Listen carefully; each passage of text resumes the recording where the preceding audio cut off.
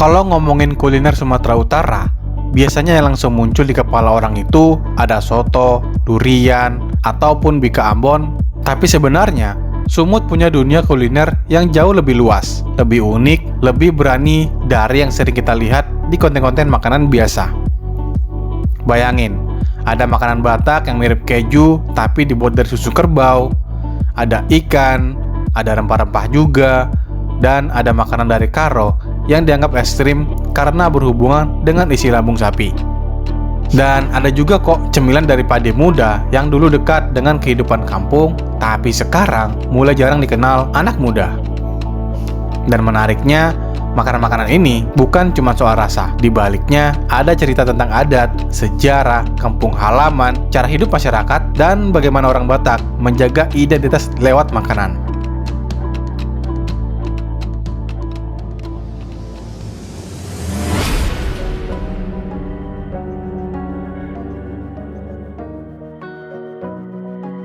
Sumatera Utara itu unik. Dari satu provinsi, kita bisa menemukan banyak budaya, banyak bahasa, banyak suku, dan tentunya banyak jenis makanan. Dari Batak Toba, Karo, bahkan Melayu, Nias, dan berbagai komunitas lainnya yang ikut membentuk rasa khas Sumatera Utara. Tapi kalau diperhatikan, kuliner Sumatera Utara ini seringkali hanya dikenal lewat beberapa nama besar aja. Padahal di balik makanan populer itu, banyak kok kuliner yang jarang masuk konten viral, padahal ceritanya menarik banget. Yang bikin kuliner Batak atau Sumut terasa beda adalah karakternya yang sangat kuat. Kita akan bahas ya, kuliner dan rempah khas Sumut atau Batak, tapi sangat menarik untuk kita kenal.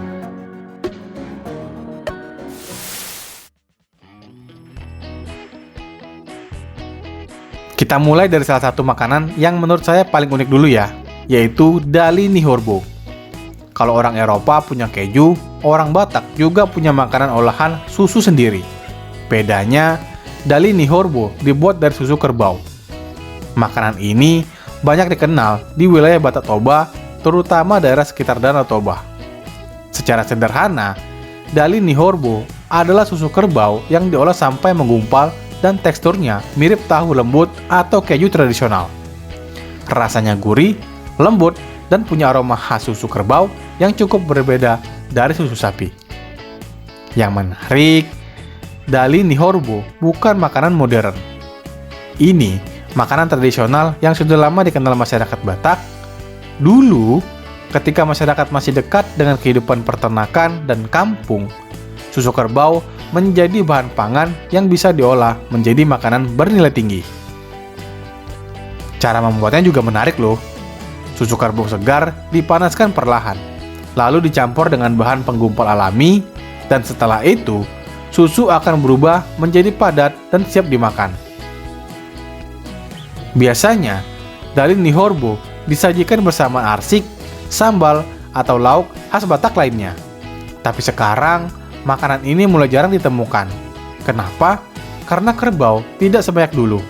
Anak muda juga lebih akrab dengan keju modern daripada Dali Nihorbo.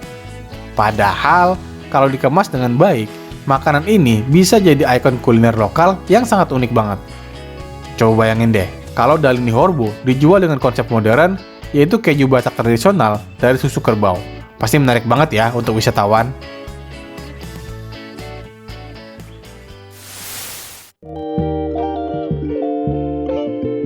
Sekarang kita masuk ke makanan yang lebih ekstrim. Ini salah satu kuliner khas Karo yang sering bikin orang luar kaget ketika pertama kali mendengarnya. Tarites dikenal sebagai makanan yang dibuat dari sari makanan yang ada di lambung sapi atau kerbau, lalu diolah dengan berbagai rempah. Buat sebagian orang, ini mungkin langsung terdengar, wah ekstrim banget ya. Tapi bagi masyarakat Karo, tarites punya nilai tradisi dan bukan sekedar makanan yang aneh. Dalam budaya Karo, makanan ini biasanya tidak dimakan sembarangan setiap hari. Tarites sering dikaitkan dengan acara tertentu atau momen tradisional. Yang menarik, makanan ini menunjukkan bagaimana masyarakat dulu memanfaatkan hampir semua bagian hewan dengan cara yang penuh pengetahuan lokal. Bumbu tarites biasanya cukup kuat.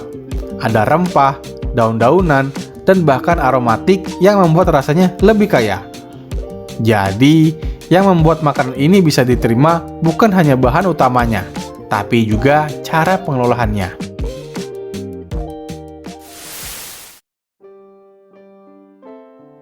Kalau ada satu rempah yang paling mewakili rasa Batak, jawabannya adalah andaliman. Banyak orang menyebutnya sebagai merica Batak, tapi sebenarnya beda dari merica biasa. Andaliman punya rasa pedas, segar, getir, dan yang paling khas, bisa membuat lidah terasa gebas. Sensasi ini Sichuan pepper dari Tiongkok, tapi andaliman punya aroma dan karakter yang sangat lokal, sangat dekat dengan masakan Batak. Rempah ini sering dipakai dalam arsik, sambal tuk-tuk, nani ura, mie goma, saksang, dan banyak makanan lainnya. Tanpa andaliman, banyak orang Batak merasa masakannya belum jadi, seolah ada satu rasa penting yang sangat hilang. Yang menarik, kalau orang Batak merantau jauh dari Sumatera Utara, salah satu hal yang sering dirindukan adalah rasa andaliman. Karena cabai bisa ditemukan di mana aja, bawang bisa ditemukan di mana saja, tapi andaliman tidak selalu mudah didapat. Di era sekarang, andaliman punya potensi besar untuk naik kelas. Bisa dijadikan sambal kemasan, bumbu siap pakai, saus modern, bahkan bahan eksperimen kuliner fusion. Tapi tantangannya adalah bagaimana menjaga kualitas pasokan dan identitas agar tidak hilang.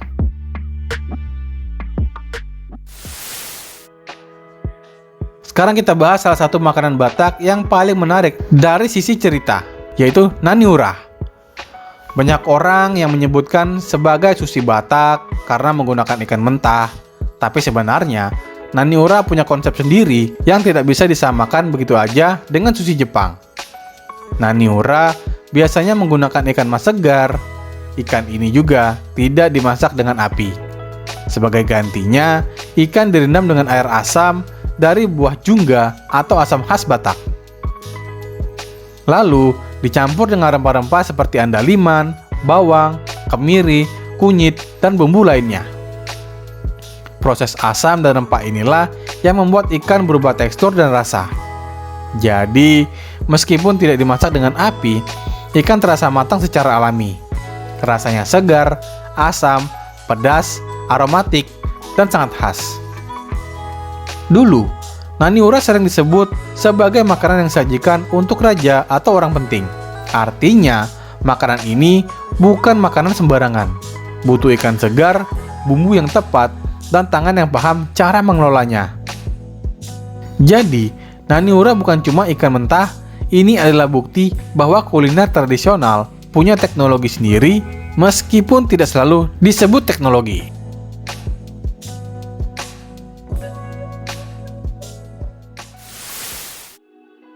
Ikan pora Danau Toba.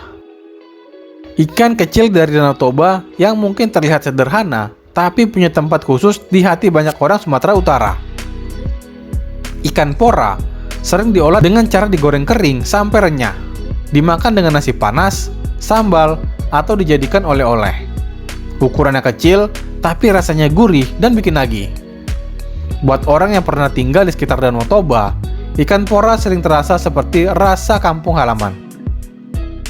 Yang menarik, ikan kecil seperti ini punya nilai ekonomi. Banyak wisatawan mencari ikan pora ketika berkunjung ke kawasan Danau Toba.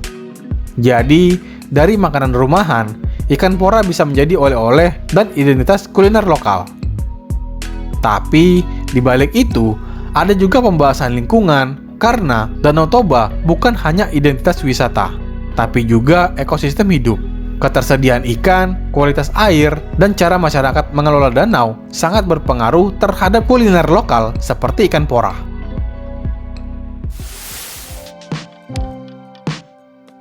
Indonesia punya banyak sambal. Ada sambal bawang, sambal matah, sambal ijo, terasi, dan roa. Tapi dari Batak, ada satu sambal yang kurang sering dibahas secara tradisional. Sambal tuk-tuk dibuat dengan cara campuran cabai, bawang, andaliman, dan sering dipadukan dengan ikan, terutama ikan kering atau ikan asap. Yang membuat sambal ini beda adalah sensasi andalimannya. Jadi pedasnya bukan cuma percabai, tapi ada rasa segar, geter dan kebas. Sambal ini cocok banget dimakan dengan ikan goreng, ikan arsik, nasi panas, atau makanan sederhana lainnya. Bahkan, sambal ini bisa membuat lauk sederhana terasa jauh lebih istimewa. Kenapa namanya tuk-tuk? Nama ini sering dikaitkan dengan kawasan tuk-tuk di Samosir, salah satu daerah wisata terkenal di Danau Toba. Tapi dalam konteks kuliner, sambal ini sudah menjadi bagian dari identitas rasa Batak. Yang menarik, sambal tuk-tuk punya potensi besar untuk dijadikan produk kemasan. Karena sambal itu sangat cocok dengan pasar Indonesia. Orang Indonesia suka pedas, suka sambal, dan suka rasa unik. Jadi, kenapa sambal Batak belum seviral sama Mata dan sambal bawang?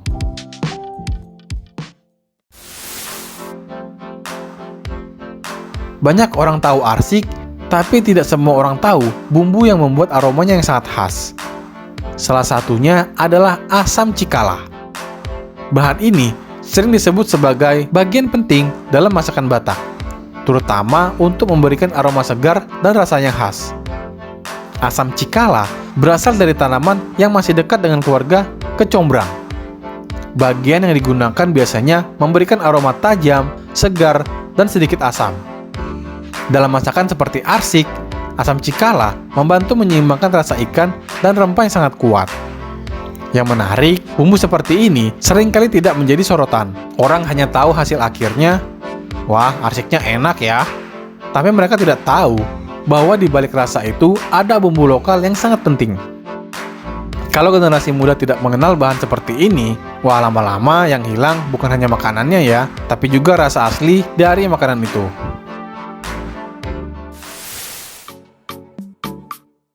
Tenggo-tenggo adalah olahan daging khas Batak yang dikenal dengan potongan daging yang besar. Buat orang luar, makanan ini mungkin terlihat garang, karena biasanya daging dipotong kecil-kecil, tapi tenggo-tenggo justru tampil besar, tegas, dan penuh karakter. Makanan ini sering hadir dalam acara besar atau pesta keluarga. Rasanya kuat, bumbunya khas, dan biasanya dimakan bersama-sama. Disinilah makna budaya muncul. Tenggo-tenggo bukan hanya soal daging besar, tapi tentang kebersamaan. Dalam banyak budaya Indonesia, makan bersama adalah simbol hubungan sosial. Di Batak, makanan seperti tenggo-tenggo memperlihatkan suasana pesta, kekeluargaan, dan rasa berbagi. Potongan besar bukan hanya gaya, tapi bisa menggambarkan kemurahan hati dan suasana acara yang besar.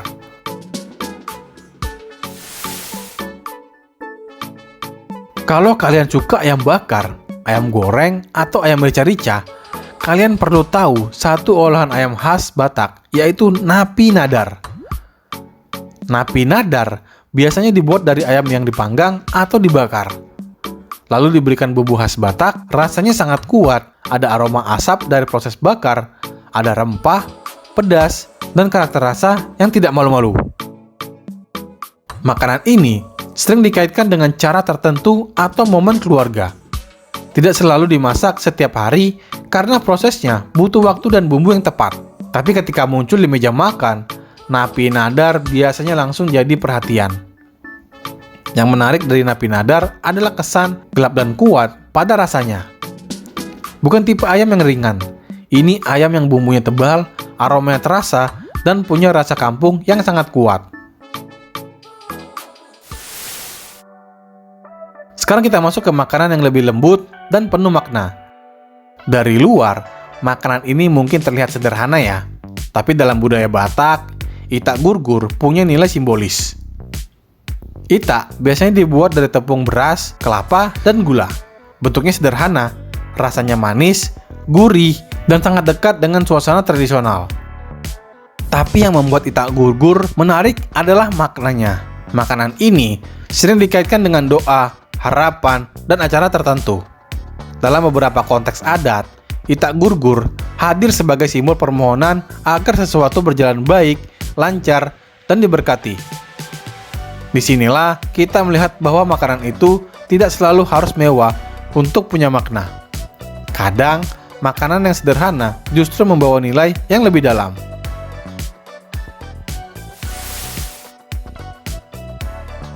Tipa-tipa adalah salah satu cemilan tradisional Batak yang mulai jarang dibahas.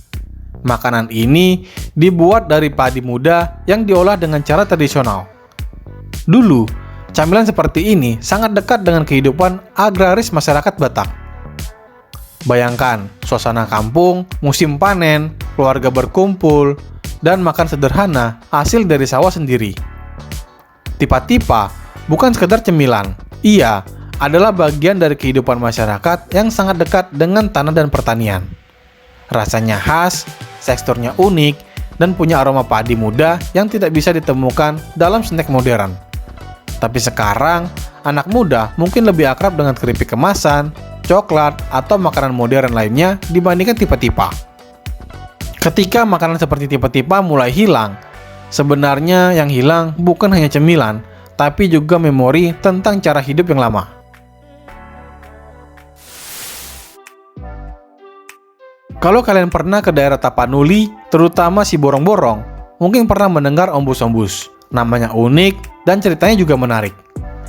Ombus-ombus adalah kue tradisional yang biasanya dimakan saat masih hangat.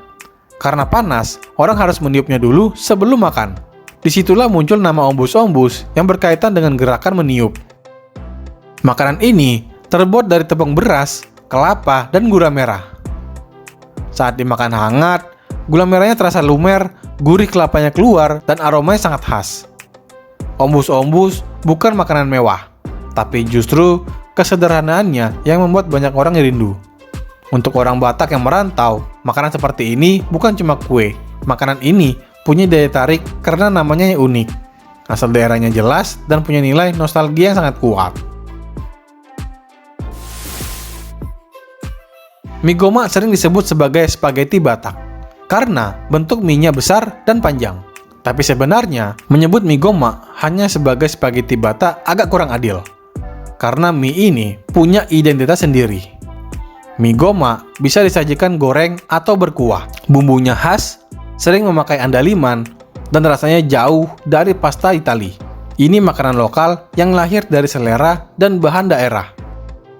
Nama gomak sering dikaitkan dengan cara pengelolaan atau penyajian yang dulu menggunakan tangan. Makanan ini banyak ditemukan di daerah Tapanuli dan sekitar Danau Toba.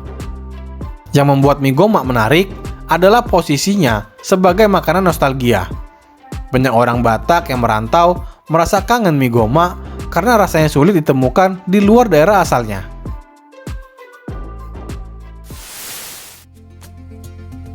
Sekarang kita masuk ke makanan yang paling terkenal sekaligus paling sering dibahas, yaitu saksang. Makanan ini sangat identik dengan Batak, terutama dalam acara adat dan pesta keluarga. Saksang biasanya dibuat dari daging yang dimasak dengan bumbu khas Batak, kaya rempah, pedas, gurih, dan sangat berani. Andaliman sering menjadi salah satu elemen penting yang memberikan rasa khas. Tapi saksang juga sering dijadikan pembahasan sensitif karena bahan yang digunakan bisa berbeda-beda, tergantung komunitas, keluarga, dan kebiasaan. Karena itu ketika membahas saksang, kita perlu hati-hati dan tetap menghormati perbedaan. Yang jelas, bagi masyarakat Batak, saksang bukan cuma makanan, dia hadir dalam pesta, acara adat, dan momen keluarga. Saksang adalah bagian dari suasana besar, perayaan, dan kebersamaan.